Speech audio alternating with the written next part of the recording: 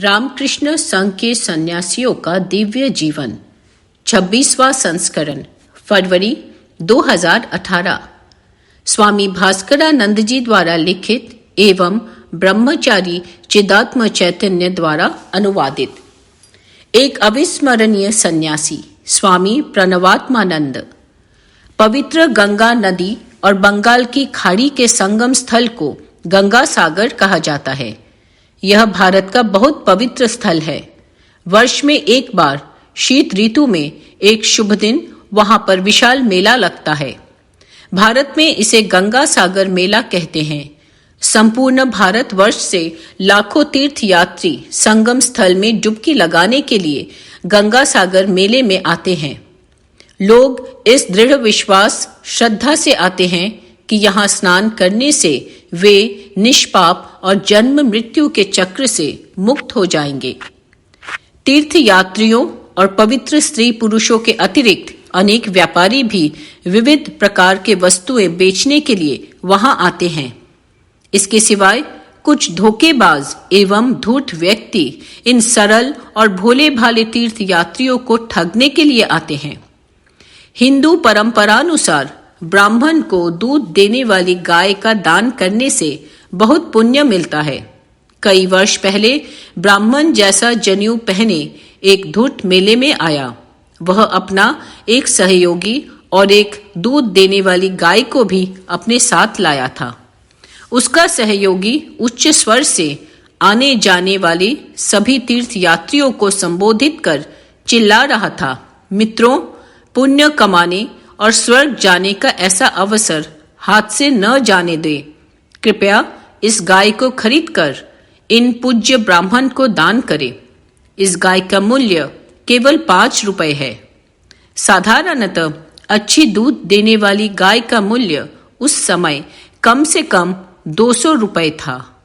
कुछ भोले भाले तीर्थ यात्री उस गाय के लिए 5 रुपए देकर उसे ब्राह्मण को दान कर देते थे।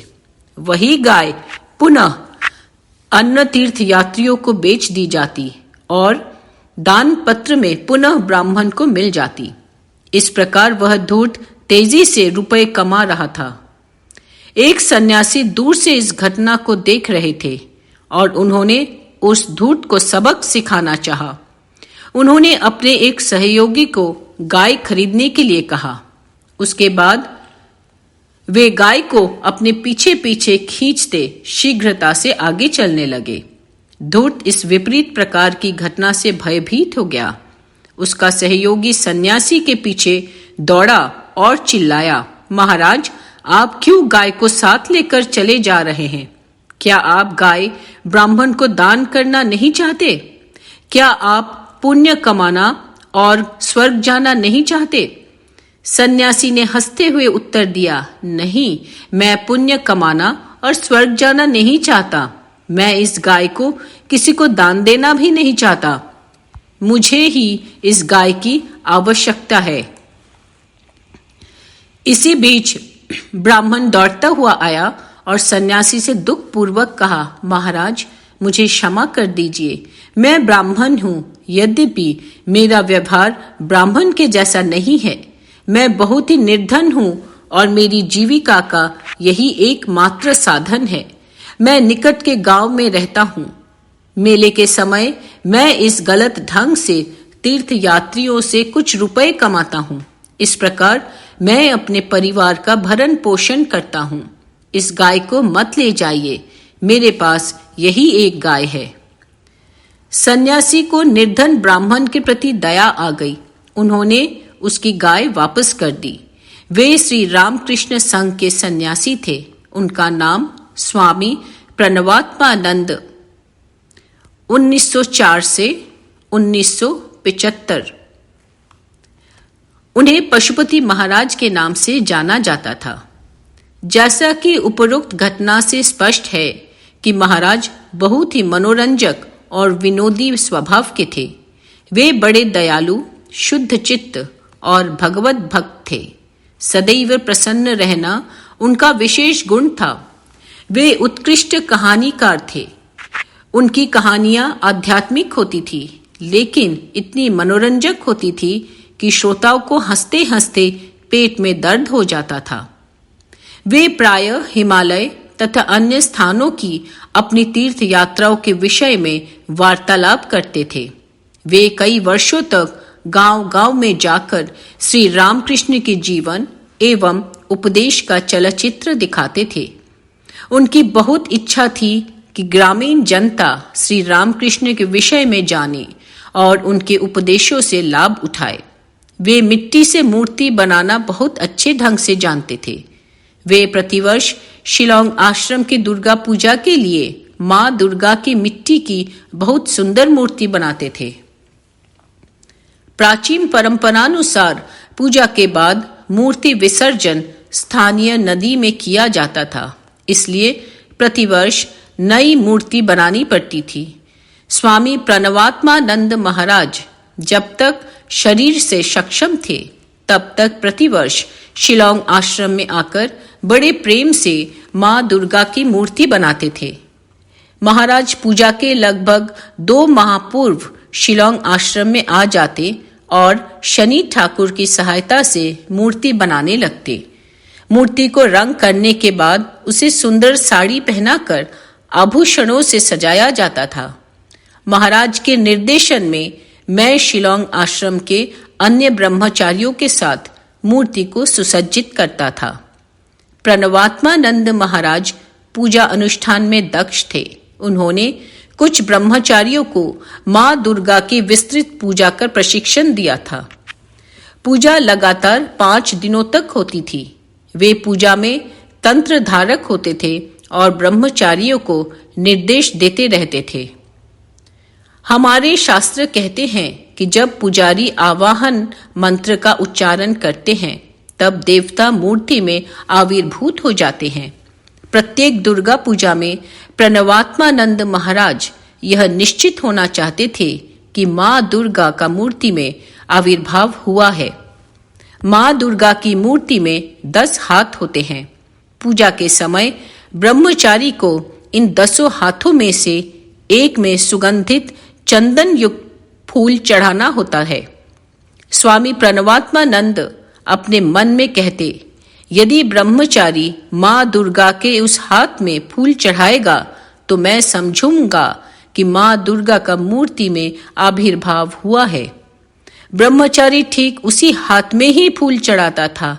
इससे महाराज को 100% विश्वास हो जाता था कि मां दुर्गा आई हैं और अपनी पूजा स्वीकार कर रही हैं।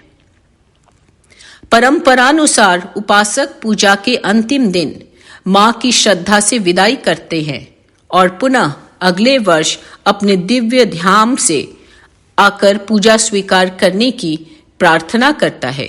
विसर्जन के समय प्रणवात्मानंद महाराज तीव्र आध्यात्मिक भाव से अभिभूत हो जाते और उनकी आंखों से अश्रुधारा बहने लगती।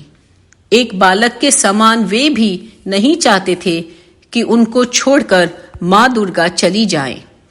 संघ के न्यासियों ने कई बार उनसे संघ के किसी आश्रम का प्रभार लेने के लिए कहा।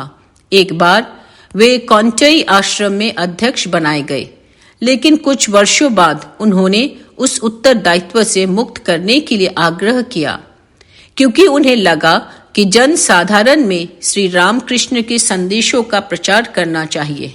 अतः तत्कालीन महासचिव स्वामी माधवानंद जी से आशीर्वाद लेकर वे श्री रामकृष्ण के जीवन एवं उपदेशों का चलचित्र बंगाल के ग्रामीण क्षेत्रों में दिखाने लगे। हिंदी भाषी क्षेत्रों में कार्य कर सके, इसलिए उन्होंने हिंदी भाषा भी सीखी।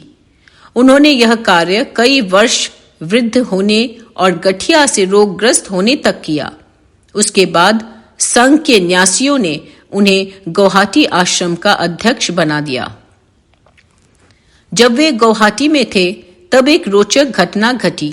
एक सज्जन आश्रम में आए। वे स्वामी प्रणवात्मानंद से एकांत में बात करना चाहते थे। उस समय महाराज गठिया के तीव्र आक्रमण से पूर्ण रूपेण शय्याशायी हो गए थे। उन सज्जन को बताया गया कि महाराज से वार्तालाप करना अभी संभव नहीं है। लेकिन वे सज्जन उदास थे एवं प्रणवात्मानंद जी से बात करना चाहते थे। अंततः सन्यासियों ने उन सज्जन को महाराज की अनुमति से उनके शयन कक्ष में जाकर वार्तालाप करने की अनुमति प्रदान कर दी। महाराज को प्रणाम करने के बाद उन सज्जन ने कहा, महाराज, मेरी बड़ी गंभीर पारिवारिक समस्या है, इसलिए मैं आपसे एकांत में बात करना चाहता था। मेरी इकलौती पुत्री लगता है कि प्रेतात्मा के आवेश से ग्रसित है।